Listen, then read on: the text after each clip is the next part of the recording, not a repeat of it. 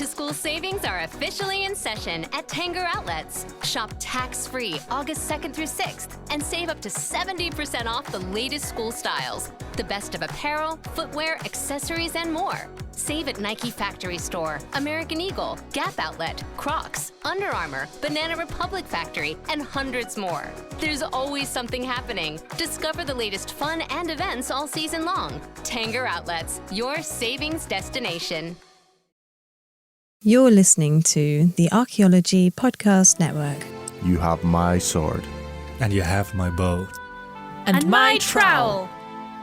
Hello, you're listening to episode 3 of And My Trowel, where we look at the fantastic things in archaeology and the archaeological things in fantasy. I'm Ash. And I'm Tilley. Today, we're going to be looking at ghosts. Ooh, spooky. Everyone understands really what a ghost is. I don't think we need to kind of explain what a ghost is, maybe. But they usually... might be good, just in case. Okay, just a little bit then. Okay, they're usually a spooky spectre that haunts hallowed halls and often terrorizes the living in many, many medias. Many of us know the classics, poltergeist, residual hauntings, intelligent hauntings, or maybe that's just me because I just watched too much TV, shadow people, or even orbs. We've seen the films, we've watched TV. So, did you know there's other types of ghosts, though? Tell me more. Yeah. They are specific to places and homes and even objects. Ooh. Yeah. We actually hear a lot about them through our own oral histories and folklore. So, Tilley, I want to ask you, what's your favourite ghost story? Funnily enough, I don't actually know that many ghost stories. What? But when you mentioned that some ghosts are attached to specific places, etc., it made me think of a Terry Pratchett book. Of course. Oh, there you go. Where, you have ghosts in there as well. And indeed, they are always attached to the place where they've died. So they can't move from the place where they've died, basically. But they've died, yeah. I don't really know many ghost stories necessarily. I'm trying to think of some, but I don't think it was ever really anything that I wasn't quite as into the more paranormal side, shall we say. Mm-hmm. See, I was more into the kind of dragons. Dragons. And knights and damsels in distress. Exactly. Well, although actually one of my favourite first series was the Song of the Lioness series by Tamora Pierce, cool. where the damsel is the knight. So, So... changing it up, switching it up, like it. Exactly. So you don't have a ghost story? I can tell you one of my favourite ghost stories. I was about to say, please tell me a ghost story. Okay. Mine's actually, I'm from Newcastle, I'm from Northumberland, and we actually have quite a lot of ghost stories around there. It's the one thing that we do have. We don't have any other kind of folklore other than dragons, weirdly enough, worms. Oh, hey.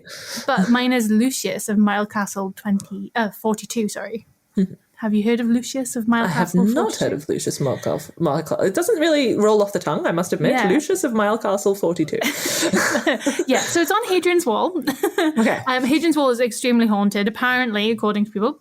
And essentially, this Roman soldier still patrols Hadrian's Wall around Milecastle 42. So you actually see him walking around, and sometimes he has no legs, because the ground has shifted and changed. Or sometimes he's actually way above you, as if he's standing on the wall. Oh. Yeah. Oh, There's God. a story that he fell in love with a local Briton. I don't know how real this story is, but... and then, she kind of tricked him into giving them some secrets about... from the Romans and all that kind of stuff. They stormed the Mile Castle, and he unalived himself. But he still patrols in death, what he could not protect in life. Interesting. Yeah. I have to ask, by the way, just quickly, do you believe in ghosts? Oh, I don't know. Sometimes I do and sometimes I don't. I think there's a lot of things, maybe they're just more echoes of a past, because you can see, I've had some haunting experiences, and I've worked in a few haunted places. Okay. Well, and I've seen some ghostly lights. But that's about it. What about you? I'm afraid probably not. Just because I don't think I've ever really experienced anything that I could consider ghostly. I mean, I am afraid of the dark, and I know I've just admitted that as an adult on a podcast that lots of people listen to, but I'm afraid of the dark. I always have been. Dark's scary. It's scary. I think it has to do with, because I'm claustrophobic, so I think it's that feeling of like not really knowing what's out there.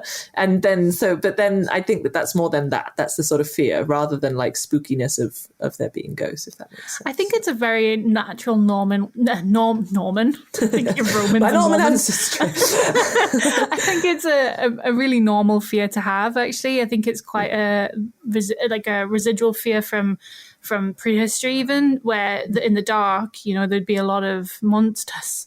That's true. There'd be a lot of wild animals and things, and it would be a terrifying experience to be in the dark, especially if you didn't have glasses, and I constantly wear glasses. So that would be really, really... And I have astigmatism, so all the lights and when I take my glasses off go everywhere. So if I was sitting by a fire and I could just see some glittering eyes looking at me from across the way, that would not be good for me. Yeah. No, yeah. So I understand that. Yeah, and that's also why I don't think I'd actually do well in a fantasy book, because you also usually don't have like bright lights. Into plumbing, bright lights, no glasses. Yeah, exactly. I'm not very good in a battle. Yeah, so this is why, as an archaeologist being sent to this fantasy world, it's fine, I'm enjoying it, but like, I'm just going to stay in my little It's quite office. scary, and yeah, I'm a bit scared of ghosts, so yeah. We're going to have a good time today, I think. Excellent. So I'm going to give you a scenario, okay? Just imagine, Tilley, okay? You're in the middle of a field. You're surrounded by open countryside. It's in the daylight, so don't worry. Good. I was about to ask. We've just spoken about this, Ash. Please, I don't want to be in the dark. A trench cuts through a Bronze Age burial mound. The scent of mossy earth and damp sand fills your senses. There's curbstones that ring the burial that are just exposed. They're beautiful, a little bit like hogbacks pushing from the soil. But the most important thing is you've uncovered a central burial. It's a kist burial, okay? So you and your team, you're ready to move the capstone. You can't be bothered to wait for the digger. So you're huffing under the weight and you slide it across, exposing an ancient skeleton with lots of fat stains, because that's always there. And something catches your eye. It's dark, even against the loamy sand that's in the burial. It's a jade necklace. It sits below a yellowed skull. A rumble echoes across the mound. Lightning strikes the sky. A figure appears, ghostly in appearance, and the jade necklace sits proudly against its transparent collarbone. Your mouth opens in shock as the ghost speaks. Get your dirty hands off my grave goods, bone kicker. Shoo. So you've got to go. I like that it has a very northern accent. I imagined that it was like a northern chieftain or something. Yeah. Nice. I like it. So there you go. Yeah, so you've got this scenario. What do you think, the concept of ghosts, right? How have they evolved over time? Well, so this ghost has sort of appeared to me, but I imagine, like you sort of mentioned before, that idea of it's not even necessarily ghosts. I guess it would have been something more akin to what we would think of as spirits, or which I suppose is another word for ghosts in a lot of places as well. And I mean, a lot of cultures nowadays still have that association of kind of the spirit world and needing to be respectful of the natural spirits of nature and of animals. So that's definitely something that's still gone. But in terms of ghosts, I'm assuming we're talking about ghosts as like the spectral figures of people that have died at some point. Yeah, well, this ghost in particular, it seems like it's attached to a necklace, right? A specific jade necklace that was found in the burial. So it comes from, so if you move that necklace away, it would probably follow you around. It can go with it. Okay. Yeah. So when I'm taking it back to like the archives to be catalogued, it's just still there going like, what are you doing? Let go of my necklace. Mine. Yeah, exactly. So it's a territorial ghost that is attached to an object, and it thinks that it owns that object. But before we get onto that, I want to ask you, as an archaeologist, have you ever encountered an idea of ghosts within your work? Well, if we're thinking about ghosts in terms of being able to see the people in the past, I guess you could stretch to say sort of yes, because I did specialized in useware. And I think I mentioned this in our first episode, that one of my favorite traces is these handling traces, where you can literally see where someone's held like onto an object. Yeah. And so that kind of thing, right? Like you can look at all sorts of different objects and you can see how they were held, how they were used. So in that way, you are almost seeing the sort of ghostly hand of the person from the past using that object as you kind of do the analysis. So I suppose I love in that that. way, That's really cool. right? Yeah. It's sort of almost you're looking at the ghosts. Yeah, there is a whole concept of like ghost signs and on buildings and things that I was thinking of that you find. So if you're doing like a historical like housing recording, you see these signs or you see like changes in the way that someone's built something and that's the hands of it. Yeah, that's so interesting that one object could be attached to so many different people and different ways of using that object as well. Do you mean like when you see a sort of a building that's got like brickwork to here and then suddenly it's stones that have overtaken that bit? And or yes, like I love that old as well, signs. where you see... Yeah, like an old sign that's like, I don't know, Morrison's Grocers, something like that.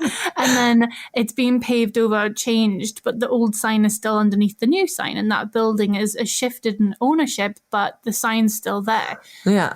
So, no, I really like that. There's kind of some questions there, isn't there, that you've brought up. So you've kind of talked about how you're interacting with ghosts. So you interact with ghosts in kind of artifacts, right? Yes. You're talking to about artifacts. But when we interact with ghosts in this situation, we've got a ghost right next to us screaming at us about their jade necklace. Right, yeah. Where did it come from? Well, I guess, I mean, we have found a body there, so I suppose the ghost is attached to a body, and then there's that whole thing of the afterlife, and that lots of big graves, and especially you said this was like a big burial. I mean, I don't know how big it was, and we were talking in the last episode about like these big Iron Age burials where they have like horses and chariots and all sorts of things with them, which I assume definitely was, these are their objects, like they own these objects, so they're kind of taking them with them to the afterlife or to the next realm or the world after, or whatever you want to call it. That conspicuous consumption of goods, isn't it? Yes. Yeah, definitely. So yeah, you're in the right kind of ballpark. So it's a kist burial. So you've got your kind of, your different slabs, your 4 slabs either side. You've got a capstone, and inside it you have this kind of crunched up skeleton in the fetal position. There's no nice way to say it. I know. Yum. Lots of like fat around them, usually, depending on the soil. And there's this necklace, this one grave goods. There's only this one thing. There's no pots, oddly enough. There should be pots, but there's no pots. And there's just this one object that it's attached to. So it's actually not sort of attached to its body. If you're moving the object around, and then it says it owns it. But if it doesn't have a body, can someone own something? Oh, I mean, now we're getting into the whole tomb robbing thing a little bit. Not really, but like sort of. So one of the big things that I think a lot of people say negatively about archaeology, like a lot of the problems that people have with archaeology is it's sort of, oh, leave the dead in peace, you know, like leave the dead to rest. So I guess from that perspective, you could say, well, yeah, the dead are still there and it's their stuff, so we shouldn't be digging it up. I mean, yeah, it's the whole problem of like who owns the past. It? Yeah, who owns the past? Exactly. And what do you do with those grave goods? Yeah, I guess it depends. This is so, yeah, it's interesting to chat about this from if we're looking at, so this, where was this grave again? This was in, it's unspecified, but I'm assuming, for example, that it is not related to, for example, a modern indigenous group, or it's like a culture that is not necessarily intrinsically linked with a culture that still exists today. No. So I actually based this scenario off a scenario that I had. Because I was digging, it was when I was at uni, and I was digging a burial site, a mound. I don't know I think it was probably Bronze Age. Looking back on it, I had no idea. I was just digging.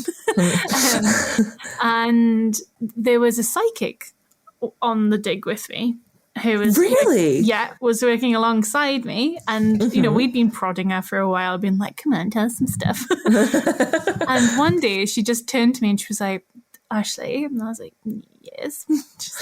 The man that's buried here doesn't like what you're doing right now. And I was right over the top of the burial. Oh. And I went, okay. I can't do anything about it. Because I'm just an undergrad student and I don't know how to do it. And she just left it at that. There was nothing else. That's all she said. And it did freak me out a little bit, because you do think about, especially as an archaeologist, when you're digging up burials, I think you can be extremely, professional, and you can have your archaeological hat on, and you're thinking, oh, look at this and the soil and the stratigraphy, and look how everything's going. I'm going to need to sample this, I need to sample that. You have to be very careful around the body and the bones and the fragility of them. But I think there is a bit of a human kind of emotion to it when you're digging up a burial, when you're seeing it's carefully laid out, that grave goods aren't necessarily always attached to that person in life. They might be specifically made, like we talked about in our previous episodes, like the Venus of Willendorf and stuff, specifically made for Ritual. And so it's kind of difficult to sit there and think, oh, this is just a head in my hands. When it's actually a person, what was their last thoughts and what were their last memories? I guess, indeed, that's the sort of issue almost of on the one hand, there's this kind of the so-called positivism, processualism, which I think we're also going to go into in a later episode, but this idea of being very scientific and very rigid and very, almost cold, I guess, when looking at the past. So you're just seeing it as data. Whereas then you have the more kind of post-processual almost way of looking at things, which gives people their own agency, gives people their own kind of life, I guess, and that way of seeing people as more human. Which is extremely difficult if, in this scenario, you have a ghost standing over you claiming that everything in that grave belongs to them. So I think what we're going to have to do is really to have a consult the scrolls, have a think on this question, roll for initiative, and come back. Okay, hang on, I got my dice here. Okay. Welcome back. So we looked through the scrolls. We rolled for initiative. Sorry. But it seems that the most interesting way we could approach ghosts is through the archaeological concept of ownership and material bodies. But what do you mean by ownership in this case? Well, looking at my scrolls, the definition of ownership is quite hard to define. It relates to a number of different theories, including provenance, which is the chronology of ownership of a historical object, but mostly ownership is the concept of owning a static object. However, it's the who, perhaps not the what, of ownership that isn't easily answered. Oh, okay. So it's sort of who owns it is actually quite a complicated concept? Yeah, it's extremely complicated. So I actually do have a little quote here, some development. Love a quote. I know, we've got the quotes. This is from Anne Kilbrew. In 2017, she did a kind of looking at curation and ownership and repatriation, especially. And she says that artifacts have variously been considered the property of, respectfully, archaeologists. The country where they were found, the communities that live near them, the world, the living creatures who past is represented by them, museums which house artifacts, and even the collectors who purchase them illegally or illegally. What do you think of that? So even if someone has robbed a tomb and taken it, then they could still be considered the owner of that illegally robbed item. Yeah. That does sound complicated. That is very complicated, isn't it? But what I liked specifically from this quote was that it was the living cultures whose past is represented by them. So if you have a ghost and they do not have a body to physically own something, even though they're wearing it in death, does that mean that that culture, even though it is their culture, can no longer claim ownership to that artifact? Because they're technically not living. Yes. But they are still inherently tied to it in some way, because it's similar, and this relates very nicely, I guess, to last 2 weeks episode, or whenever it was, the last episode was, I've lost track of time, the last episode. This relates to the last episode where you had object agency and that you automatically kind of associated maybe particular objects with particular people. So that could also be something that this jade necklace, you look at it and you go, this is the blah-de-blah jade necklace, and it's always going to be related to that person. Yeah, exactly. And this ghost in particular is attached to that object. So does the object actually own the ghost, or the ghost own the object? And if it's a living culture, if there was a representative culture that was from them, even though they're in the Bronze Age, they would have more claim over it than the actual ghost who was wearing it. Yeah, which yeah, I guess sort of links a little bit to the ideas of repatriation of different cultural objects that is going on at the moment, like especially, for example, with indigenous cultures in the modern day who want to reclaim objects that were taken and stolen from their land in the past, because even though technically you could argue it's owned by the person who stole it, it's not, because it's still related to the living culture that is kind of descendant communities of the person that was buried with that object, if that makes sense. Yeah, and I suppose there's a scale of ownership then that you're implying, because I would think as an archaeologist, repatriation is always the priority for me anyway. I know that some other archaeologists and archaeological disciplines don't necessarily agree with that.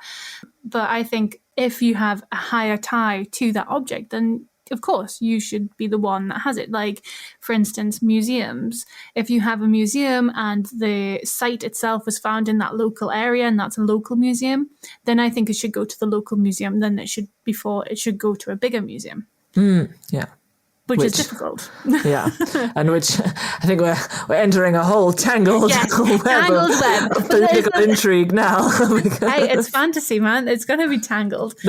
But that's the thing.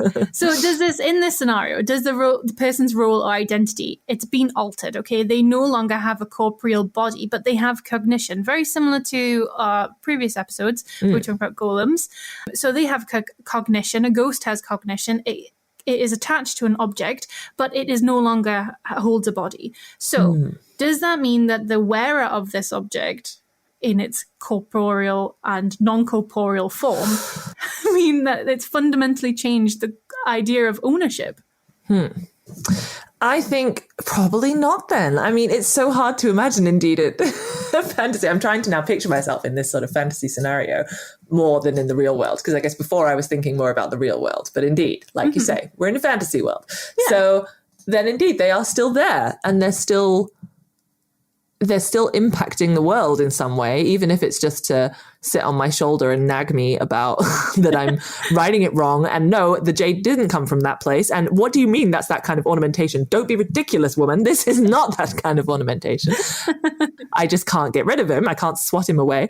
And even though, I guess technically though, he can't like interact with it, like physically, but he is still there, and he is still, or the person. Interesting. I was thinking it was a female, so there you go. Very different. I don't know why I suddenly thought it was a man, but the person, the figure, is very much still connected with the object. Yeah, literally. So exactly. Yeah. So then I would say the ownership has not changed. Well, but it has, because he can't physically interact with it. So yeah, exactly. And also, you're an archaeologist sent to do a job to excavate and record efficiently this burial. So if you do what the ghost says, get your hands off my stuff, then we don't learn anymore. But we could learn from the ghost. That's a difficult one, isn't it? Yeah, because the ghost has the sort of not corporeal. What's the opposite? The ethereal or version of the necklace on it, right? So we could technically analyze it from them. Yeah, from that perspective. And we could also learn why it was important, why it was maybe buried with them, what it was used for in life, if it in fact was used in life. We could actually cut through quite a lot of the stuff that we would do later on, kind of the analysis and the microware and all that kind of stuff. Yeah, because he could just tell us, oh yeah, well this dent is where my grandma accidentally bashed it against a thing when she was hitting my granddad for betting too much on the horses, and this is something or other. And da, da, da. Yeah, exactly. So it then becomes more like a historical account rather than an object analysis. So it's giving you the question that, do spirits have the same weight of ownership, the concept of ownership in death, as they would if they were alive? I